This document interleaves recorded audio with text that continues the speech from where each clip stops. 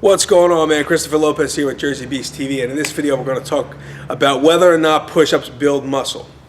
Now, there's multiple parts to this question. Push-ups do build muscle, right? But the thing with push-ups is that when you get really good at them, let's say you're in really good shape, you dropped a ton of body fat, you're in single-digit body fat, you're banging out push-ups and pull-ups like it's your job, and it's no big thing anymore. You can bang at 50, 60, 70 push-ups, no problem. Then you always have to get a little creative with it, because typically, as you know, as you lift, if you're lifting with the same amount of weight and you get really good at it, the only way to increase getting stronger or building more muscle is to either add more weight or do more reps, right? So push-ups are no different. As your body weight changes, it changes how your push-ups affect you. So if you're 260 doing push-ups and you're banging out 50, you're probably going to build more chest muscle than if you're, 160 doing push-ups, because your strength and your muscle mass are being proportionally relevant to how much you weigh. So that said, there's a few different things you can do to improve the intensity of your push-ups. The first thing you can do, which is a favorite of mine, if your body fat and your body weight doesn't change all that much, is that you can slow down the reps for any exercise. But this is great for bodyweight exercises like push-ups and pull-ups, right? So for push-ups, if you could bang out 50 push-ups, no problem. What you might want to do is think about doing a 5-second negative or a 10-second negative on your push-ups. So you're extended, right? You're on the floor. You drop to the floor. 1, 2, 3, 4, 5. Explode up. Squeeze the chest. 1, 2, 3, 4, 5. Okay, and you might get 10 of these push-ups. You might get 12 of these push-ups. All right.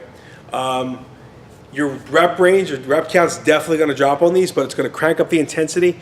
Your chest will be fried, right? So if you're typically doing your bench press, your flies, maybe your dips, maybe some cable crossovers, whatever you typically do in your muscle building workouts, and you end with push-ups and you're cranking out a ton of them, definitely try the slow negative method of doing your push-ups. It's very simple, not crazy complicated, but it works. The second thing you can do, let me just grab a band real quick, is do a banded or a chain push-up, right? So chain push-up goes around the neck or even around the waist, and you do your push-ups this way. So as you're hanging down to the floor, right, the chain hangs down to the floor, and you do them weighted. So these chains are about 20, 22 pounds each. You can do as many as 4 to 6, 8 chains at a time. You crisscross them on your back, and it definitely adds more weight. So think about if you're doing push-ups at 160 pounds, right? And now you're doing push-ups with 180 pounds. It's similar to benching at 160 and adding 20 pounds to the bar, right? Similar to that. Not exactly the same thing, but it does add toughness because you're adding resistance. The second way to add resistance, which may be a little bit more of a feasible way, if you go to a gym that does not have chains, which most gyms do not, unless you go to a private gym like this one, is to use a band. A lot of gyms have these resistance bands now. So you could take one of these resistance bands. What I do is I put one X in the middle, so I crisscross it once, put the band in my palm, like around the outside of my hands like this, as you guys can see. And then what I do is I loop around my back. Now putting the X in the band keeps the band in the middle of your back. Hands on the floor, and you do your push-ups this way. It's going to add resistance. You can still do the slow negative if you want. It'll add 2 different types of resistance and 2 different variables to the standard push-up that will make it much tougher. But see how the band feels. If the bands are really small, like a real thin band, you may want to do both. If you have a really thick band like this one, or maybe a lot of the gyms have like a green band that people use for pull-ups. If you're using that one, you're going to struggle a little bit. So see how it feels. But again, put the X in the middle, because if you don't, let's just show you real quick. Once you put it on your back, if there's no X in the middle, you start to do your push-ups, it could slide up to your neck. See that? Right? Because there's no X that's holding it in the middle of your back. All right, so again, just to recap, push-ups do build muscle, but only as much as you allow them to.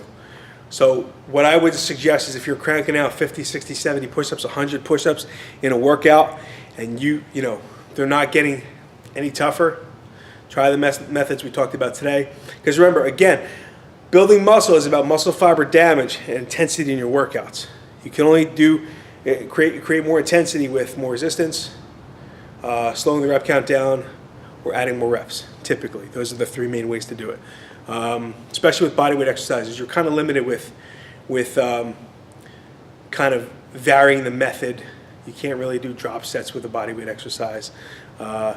So I would take a few of those methods into account, try them out, see how they feel. Let me know what you guys think. Comment down below if this video helped you.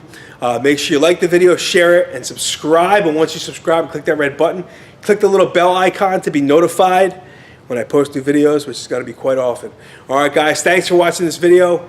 Let me know how the push-up variations work for you. And last but not least, on the right side of the screen, click the link to get your free gift, your free muscle building gift. Just my way of saying thank you for watching my stuff and hanging out with me for the past few minutes. All right, guys, I'll see you in the next video.